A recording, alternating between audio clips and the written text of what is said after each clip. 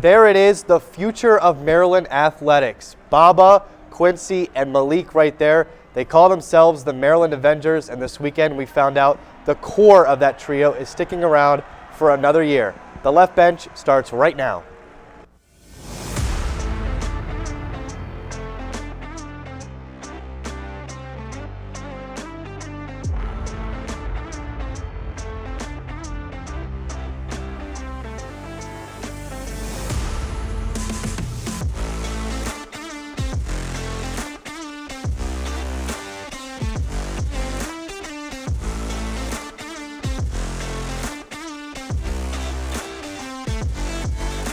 Welcome back to The Left Bench, brought to you by Terrapin Sports Central. I'm Drew Owens, and to my right is my partner, Eddy Calkins. And Eddy, you just said it a minute ago. The core of the trio is coming back next year. Yeah, you got a friend in me. That's what everyone's saying in College Park. And after an up-and-down season for Maryland football, people can expect to see that Maryland star back on the field. That's right. You saw it Saturday night. Maryland quarterback Malik Washington announced he is back for a second season. According to ESPN, he agreed to a deal, Drew. A deal to return to the Terps. I guess that's the way of college athletics right now. That's right. Malik set the record for most passing yards by a Terp freshman QB with over 2,600 passing yards. And it's important to note, most of his wide receivers are graduating. Now the attention turns to the other young stars on the Terps, like edge rushers Zahir Mathis and Sidney Stewart. However, Washington, along with a red carpet of Maryland sports heroes, were in attendance for the Terps men's basketball game versus number 2 Michigan, and Maryland took a lead into the second half, but ultimately fell to the Wolverines 101-83. As the likes of Baba Alatun, Quincy Wilson, and Gary Williams watched on, the Terps offense started hot. Diggy Coit drops 22 in the first half, powered by 6 threes, and the Terps lead by 5 at the break. However, Burrell Payne then leaves with a knee injury late in the first half, and the outmatched Terps are sitting ducks when the Wolverines decide to pounce. Michigan's offense kicks into high gear, shooting 75% from the field in the final 20 minutes as Yaxel Lendenberg leads the way with 29 points, and Maryland is now 0-2 in Big Ten play, falling to the undefeated Wolverines. And despite the loss, head coach Buzz Williams saw progress in the Terps' performance on Saturday. Some of the things that have been causing us the most harm, I thought we made progress on. And I understand the result, and we're going to continue to work on the result. But the result is the processes and all of the lessons that we need to continue to learn from an execution standpoint. And I thought that was much better. Now, a lot of buzz about the men's basketball team. We didn't know much before the season, and neither did Buzz Williams. Drew, it's sort of like Kevin Willard's first season. We didn't know what his teams would look like. TSC's Owen Korzak joins us live now with a look at how Willard's first season compares to Buzz's. Owen. Yeah, guys, this March, during the NCAA tournament, there was a lot of buzz that Kevin Willard would be leaving Maryland to pursue the Villanova head coaching job. As we know, that was true. Willard left College Park as a new chapter, the Buzz Williams era, started for the Terps. Let's take a look at the start of Willard's tenure with the Terps and see how it compares to the beginning of the Buzz Williams era. First, here's what Willard said at his introductory press conference in 2022. My promise to you is no one will outwork me. It just won't happen. No one's going to outwork my teams. So, did Willard keep his word? Willard brought in 11 new players, including 8 transfers before the 2022-2023 season. Maryland had a successful season that included an 8-0 start, an 11-9 conference record, and a dominant upset win over then number 3 Purdue. Maryland ended up making the NCAA tournament as an 8 seed, where they got booted by Alabama in round 2. 2 years later, Maryland ended up as the number 9 ranked team in the postseason poll. So it's fair to say Willard did a great job in College Park. Now, in comparison to Willard, the Buzz era has not been smooth sailing from the start. But before we take a look, let's listen to what Buzz wanted to bring to the Terps at his opening press conference. On my staff this past season, there were 110 years of experience with me.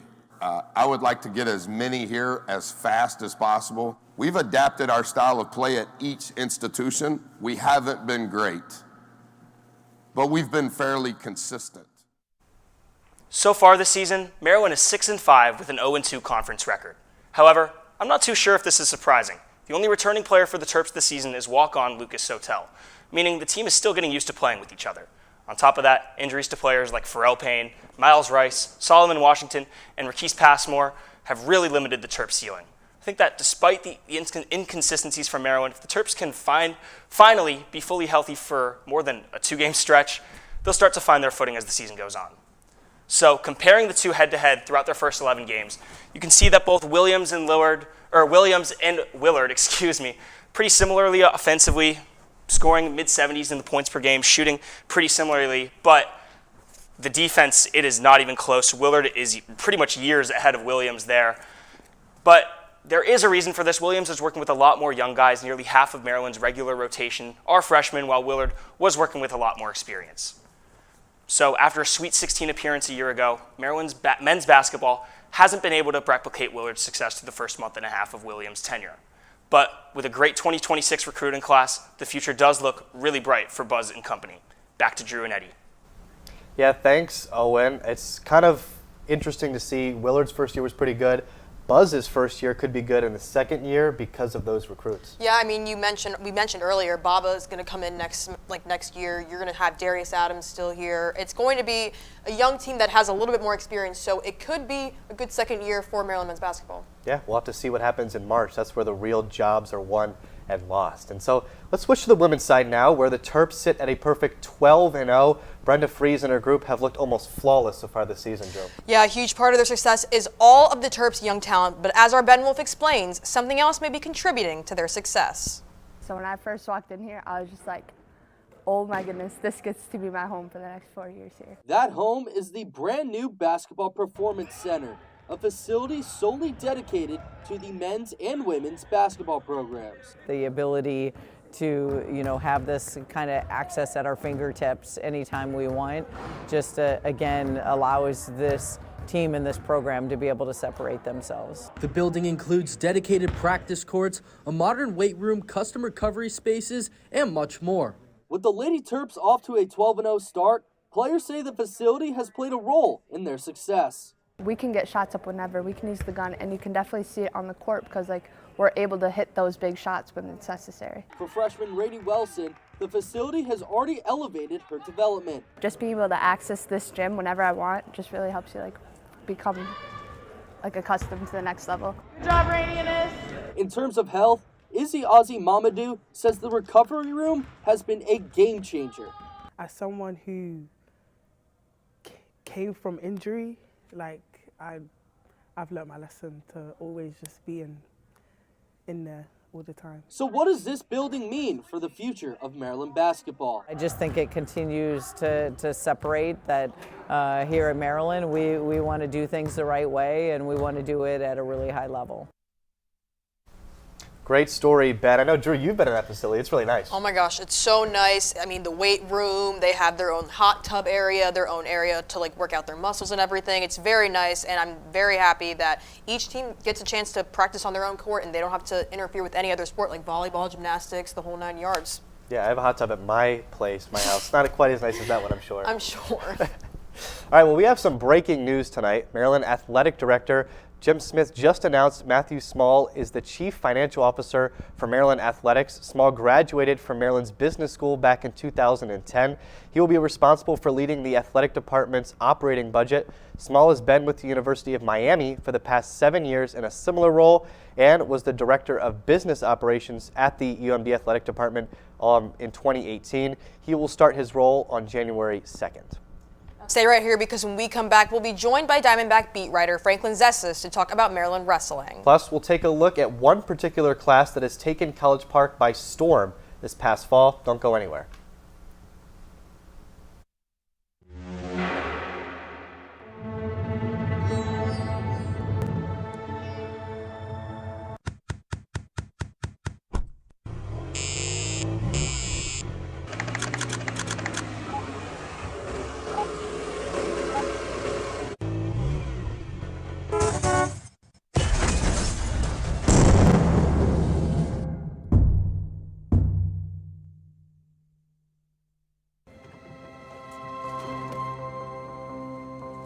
The impact of a meal goes well beyond feeding our bodies.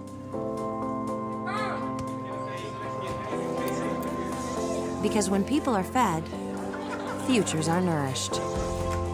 Everyone deserves to live a full life. And with your help, together we can end hunger. Join the movement at feedingamerica.org/actnow.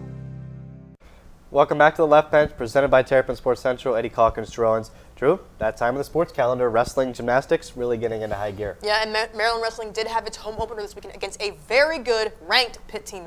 You're so right. You're so right. Well, after starting its season 4-0, Maryland wrestling looked to stay hot in its home opener when number 16 Pittsburgh came to the Schonwald Pavilion. Although the match started with both teams splitting duels, the Panthers show why they are ranked in the top 20, winning every remaining match and finishing the day with a 35-3 team victory. Some key matchups for you included Maryland's Braxton Brown defeating Evan Talmadge in a top 30 ranked duel, and number 11 Max Stout outlasting number 15 Branson John, putting the exclamation point on the Panthers' victory. Here's Coach Clemson on his team's struggles. Wrestled for 7 minutes. The Nationals, Big Tens, wrestling matches aren't 5 minutes long, they're 7 minutes long. So they didn't understand that today, so we'll have to do a better job of getting them ready so you can't understand there. Well, we're a long way from the postseason, and it was the first dual loss for the Terps this season. So let's bring on Franklin, talk a little ball here, a little wrestling, a little mat. Franklin Zestis, TSC's editor-in-chief and also the Diamondback wrestling beat writer. Franklin, thank you so much for joining us. Thank you for having me, guys. So let's take it back to Saturday. Obviously, they had their matchup against number 16 Pitt. However, Maryland only scored 3 points. I mean, simplest question, what happened? Well, to quote Clemson, after the game, they stunk. They have struggled with the 125 class all season. It was a problem last year, especially in conference play. Clemson, that was a big emphasis from him at the beginning of the season, was to see some improvement. I guess it's a little too harsh to say that they've struggled all season, because they've had some wins. They've done really well in the tournaments that they've been in, but there's still some inconsistencies as far as the dual competitions go. Something to keep an eye on when conference play rolls around in early January. And then, they just went up against a really good Pitt team. There's a lot of ranked players on that roster. Maryland really only has 4 ranked players. It's still a semi-inexperienced team. So, sort of that big combination all conglomerated into what happened on Saturday. Yeah, and you said 125 is a question mark. Through these early dual matches and individual tournaments, what weight classes struck out as maybe a strong or strength for this team? Well, for strength, 2 of the 3 weight classes that they have at the very end. Just before the heavyweight, which is 285, you have 197 and 184. Jackson Smith was an All-American last season. I've been told he's dealing with an injury. I don't anticipate that it's very severe. I anticipate him being back for the Southern Scuffle and certainly during Big Ten play when that starts up in early January. And then, at least for me, the 197 class has been unbelievably noticeable. Branson John, to quote Clemson again, his body exploded in the offseason. He was wrestling at 174 last season, and from what I understand, was sort of fighting with the weight scale a little bit to try to, make the weigh-in. And then during the offseason, again, he took off. He jumps 2 weight classes, which is, pretty impressive for him. And not only impressive to jump 2 weight classes, but to do it at the level that he's done it. He went into that match against Pittsburgh undefeated, 11-0, first place in every single tournament that he's participated in. Just sheer dominance from him up until that bout. But Clemson, to me, he looked a little bit tired during that bout against Pittsburgh, which is something that honestly I hadn't seen since their red-black scrimmage. He talked to me different various ways that he had been trying to improve his conditioning since that red-black match, doing some work on the ski machine that they have, doing a lot of extra runs on his treadmill in his apartment. So, I anticipate Branson to continue to work on those things. Now this year, the Terps have some returners. We talked about Jackson Smith, and now he's dealing with an injury, but they also have Braxton Brown coming back. How big of an impact will they have to have this season? They're frankly going to have to carry the load for this Maryland team. Again, Clemson talked to me would have been a little over a week ago now, about how he specifically wants to see more from the 125, the 157, and the heavyweight class at 285. Sort of those three benchmark classes. I mean, it's a lot of newer guys there. The two 125 guys are both returners from last season, but 157 is newer at his position because Ethan Miller transferred to Virginia Tech, so that obviously left a big hole for the Terps. And then Seth Neville's graduated last season, leaving a hole at heavyweight. Both those guys were NCAA qualifiers. You know, maybe a bit of lofty expectations to have sort of seamless transitions into those weight classes, but Clemson has specifically said that he's looking for those classes to, you know, really assert themselves, to quote Clemson again, be a dog, you know. So. Yeah, and so they lost those guys, but last season was a record-breaking one for Clemson, the most Big Ten wins. So what do they need to do in Big Ten play this season, and maybe what teams should they look out for in Big Ten play as they get closer to it? I mean, as far as teams to look out for, Iowa, Penn State are always usually the cream of the crop for wrestling. You know, some of the few schools that have NIL money for those for specific wrestling programs. Well, I guess I shouldn't say that entirely. I don't know that for like 100% for a fact, but it's more of an influence with those schools, certainly. And then, you know, they got really stacked rosters, a lot of guys that are going to go deep into Big Ten play. You know, we'll see how Maryland competes with those schools, and then just look to some of the other schools to, you know, be competitive. You know, continued growth is something that's been consistent with Maryland, especially under Coach Clemson, the past couple of years as far as increasing Big Ten wins.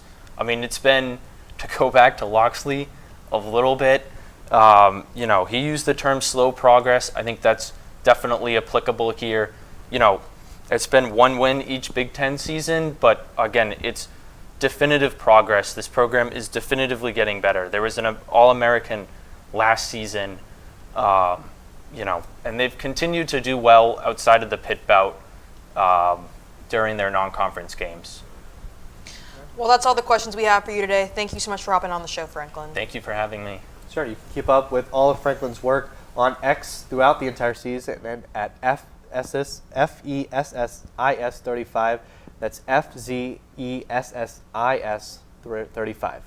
Now, Maryland Gymnastics returned to the mat yesterday in its annual red and black scrimmage. Some celebrity judges from around Maryland athletics, including QB Malik Washington. Those judges gave both teams the same score on both the vault and uneven bars. On the balance beam, the judges' evaluation increased in difficulty, with red ending with a score of 39.300, while black ended with a 39.450. And the match ended with the floor event. The gymnasts performed their routines of a combined tumbling and dance. The judges gave this event to the black team, who squeaked out with a win. And here's head coach Brett Nelligan on the inter-squad match. They handled themselves really well. I told the team I think we're about 80% where we need to be, and that's why we do these inter-squads. Is, you know, now we can really go back in the gym and fine-tune those last 20%, those things we need to work on to be ready for January 9th. All right, well, gymnastics here means fall sports are over, and I think it's safe to say a lot of Terps made headlines this fall, but Drew, one particular class stole the spotlight. Yeah, TSC's Ryan Martin joins us from Studio B to take a look at some of the most impactful freshmen from the fall. What do you got, Ryan? Yeah, Drew, Eddie, you remember when you guys were freshmen way long time ago, right? It was hard. New campus, new friends, a whole new place. So, all right, picture this. You may remember, or maybe we'll soon learn about freshman year of college. There's never enough snacks in the dorm room, and of course, the plastic shower caddies that symbolize a new step in life. Yet this past fall, 3 Maryland freshman athletes had the cleanest transition to the college game, including Terps QB Malik Washington. He was one of the most highly anticipated freshmen to arrive in College Park in decades. The hype was real from the beginning. Washington set multiple school passing records for a freshman, including passing yards and completions this season. We said it earlier in the show, he's going to be back for 2026, and I would expect him to pick up right where he left off. He certainly was one of the best freshmen in College Park this fall. From the football field to the football field, one guy launched himself onto the college scene and made a strong showing in the big dance. The freshman we've got next is taking Maryland men's soccer to the moon. That's Rocket Rita Rita. Rita Rita recorded 4 goals and 6 assists this season, totaling 14 points. His biggest game of the year? How about being in the Sweet 16 of the NCAA tournament, notching that goal and an assist to help the Terps move past UConn and into the Elite Eight. While he struggled a little bit on the physical side of the game, having a year under his belt will help prepare him for next season. So Washington and Rita Rita were great, and they had some great older leaders acclimating them to College Park. And the same can be said for our final freshman for field hockey, who shared the field with her older sister all season long. Let's talk about right here, Jordan Holloman, who took home Big Ten Freshman of the Year with her sister, Josie, serving as Maryland's team captain. It was just like in the backyard growing up. Jordan scored a team-high 7 goals with 3 assists. The younger Holloman quickly became the offensive leader for a team that struggled scoring at times. So Jordan paced the offense, while older sister Josie led the back line and won her second straight All-Big Ten first-team selection. And guys, you also have McKinley Heaven from women's soccer and Addie Kennedy from volleyball. The fall freshmen were certainly impactful, and chances are next year's class will do more of the same. As our Owen Korzak detailed a few weeks ago, football Zion Ely and former Olympic gold medalist Quincy Wilson will be walking McKeldin Mall for freshman orientation in less than 6 months. It's a sign that the future could be the freshmen going forward for Maryland athletics. Drew and Eddie? Yeah, Ryan. Real quick, I like the props, but I'm not sure Malik Washington is using a shower caddy. I think he's in a better dorm or apartment than that. But a good prop. Yeah, I mean, what Ryan just said, the freshmen, they took over the fall. I mean, he added in McKinley Heaven. She was so dominant for Maryland women's soccer this season, and I can't wait to see what she's going to do next year. Yeah, she was very, very impactful. Well, don't change that channel. We'll have some fun after this quick break. Plus, we'll put a twist on our top 5 plays of the week. Stay with us.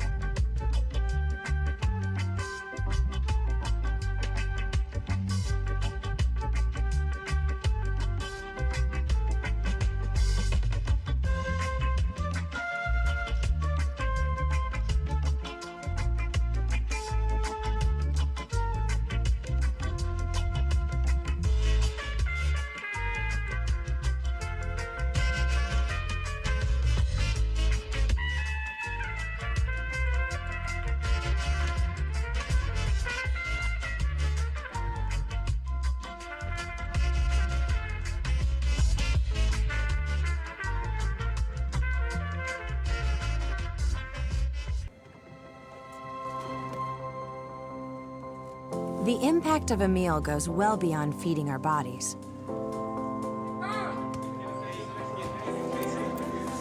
Because when people are fed, futures are nourished. Everyone deserves to live a full life. And with your help, together we can end hunger. Join the movement at feedingamerica.org/actnow. Welcome back to the left bench. Drew Owens, Eddy Calkins. I'm Eddie, you're Drew. That's great. I know I stole your thunder. I'm so sorry. Yeah, it was your line. It was your line. It was. I'm just excited to play this game. I mean, yeah, it's an all-time left bench game. I mean, we've played it before. Other past anchors have played this before. So why don't you go ahead and explain what we're going to play? Yeah, we're going to play some heads up. Obviously, we're going to guess who it is. So real quick refresher, we're going to put a person, alumni, anybody associated to Maryland athletics on our head and try and guess who it is. Ryan Martinieri, who's just in Studio B, is coming in. You can bring us it, Mr. Sir. And our producers picked 4 total, like I said, so we're each going to guess 2. Let's start with the first one here. All right. First one I got is for Eddie right here. Okay. Make sure to show my camera. Thanks, man. Oh, really nice handwriting, whoever wrote it. I think it was Gibson, our TD technical producer. Amazing. Thanks, Gib. Drew right there. Okay. Okay, yep. All right. Enjoy. Thanks. Okay, it's well, falling. yours is going to fall off. I'll hold it. So, don't I worry. mean, I hope you don't look. You want to go first, Drew? Because mine's going to fall off. Okay, here. I'll go first. Yeah, I'll hold it. What sport? Or not what sport. What season of sport? I'll go what season of sport? Fall. Fall. Athlete or coach? It's going to be an athlete. Present or past? Present. Okay. Football? Nope. Soccer? Well, it could be football. Yes, soccer. Sure. Soccer? Okay. Soccer? Okay. Let's go. I got 3 guesses in my head. Let's go Rocket Rita Rita. Nope. Okay. Nope. That's not it. Lauren Mack. Yep, there you go. Aha! High five. Good. There we go. All There right, we go. It's your mine. turn. I'm gonna take one shot just because I can. McKinley Heaven. No. Okay, I just wanted to do that because that'd be cool if I got it. Anyways, It would be cool. Yes. Women's sport, men's sport. Men's sport. Men's sport. Okay, fall. Mm-mm. Winter. Yes. Wrestling team. No. Basketball. Yes. Okay, men's basketball. Miles Rice. No. Sullivan Washington. No. Pharrell Payne. No. Buzz Williams. Around the same area. Kevin Willard. No. So it's not a coach, it's a player. It's no. I'll give you this hint Yep, sure. because I think you'll get it on this. Yep. He's there all the time at basketball games. Testudo. Testudo's there all the time. Yes, Testudo's there all the time. It's a player. No. It's a coach. I'll leave it at that. Yes. So it could be a coach. Oh man, I am actually confused. How is it a coach but it's not? So it's an assistant coach. No. It was a. A former coach. Mark Turgeon. No. Danny Manning. No. Are you seriously I not said gonna Buzz get Williams. it? But you also said former coach, and I said yes. Gary Williams? Yes. Okay, well, it took you forever. Anyway, we're going back to my the God. 1900s. That was the golden age. All right. It fair. was. That took me way longer than it should have. Way longer than it should have. Yeah. All right, Ryan. Yeah. Now sure. the tape, Thank you. the makeup came Thanks, off man. from the tape, so. Thanks, man. You're blocking my eyes, Oh, but it's that fine. won't help. No. It's upside down. Okay, no. this? There you go. Okay, Okay. sure. Yep. Thanks, man. I appreciate it. All right. Thank you. All right. Thanks. Wow. We're good. Okay. We're good. Thanks, Ryan. Appreciate Thanks, it. man. Okay. I'm gonna go do. first this time. Okay. Okay. I'm gonna take command here. Fall sport. No. Winter. Yes. Again. Current. No. Past. I got both pasts. Oh my goodness. Just my knowledge now. Okay, so a winter sport past women's basketball. Yes. Okay, that's good to know. Past women's basketball. Cheyenne Sellers. Nope. Did they play in the last 5 years? Yes. Okay. Are they in the WNBA right now? Yes, they are. Okay, Diamond Miller. Yes. There we go. Okay. There Diamond. you go. Shout out Diamond. She's balling it up. She is balling up. All right. All right. So I guess it's my turn. Yeah. Fall or winter sport? Winter. Men's basketball? Nope. Wrestling? Nope. Women's basketball? Yep. Sure. Yep. Current or former? Current. Sailor Poffenbarger? Nope.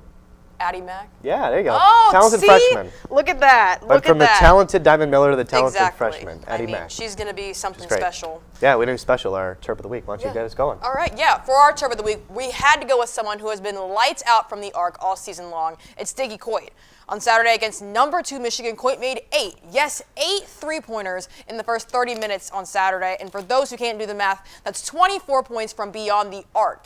And although the Terps could not close out, Coit had 31 points on the night and is averaging 14.8 on the season. Congrats to Diggy on being named our Terp of the Week. Pro Terp time. Yeah. We're going overseas. Terp fans, do you remember Dante Scott from men's basketball?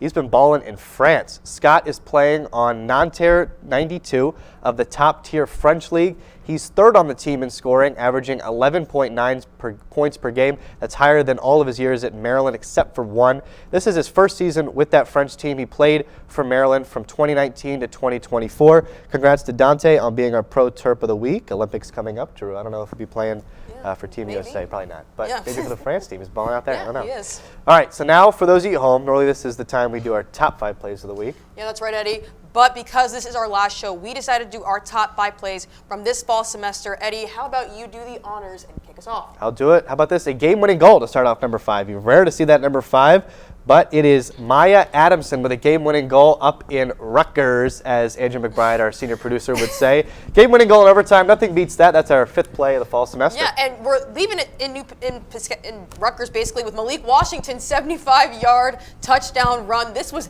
at Rutgers. I mean, he was just nowhere in sight.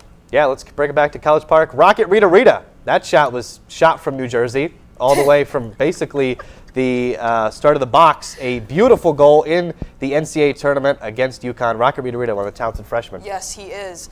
And we got number 2 coming up with the shot that stole the world. Diggy Coit shot against Mount St. Mary's to tie the game up, obviously going into overtime afterwards. I mean, Coit's just been on fire from the arc all season long. To talk about Andrew McBride again, our senior producer. Yeah. Diggy, please, Diggy, please. Diggy. That was in the best of November. Here is the best play from the fall semester, although it's sort of technically a winter sport. Sailor Poffenbarger, game-winning layup. This is especially important and fantastic because Maryland was down by 9 with less than a minute to go. Sailor Poffenbarger put the winning shot in. They went 100-99 in Minnesota. That was a fantastic shot. This has been a fantastic semester. It has. Thanks for tuning in. This has been fantastic. Yes, it has. Now that about does it for this week. Be sure to keep up with all of TSC's coverage on Instagram, X, YouTube, and online at TerrapinSportsCentral.com. And just as Eddie said, that will do it for the final edition of the Left Bench this semester. Thank you so much for watching, and stay tuned for our coverage in the spring. Have a safe and happy holidays. We'll see you next year, 2026. Yeah.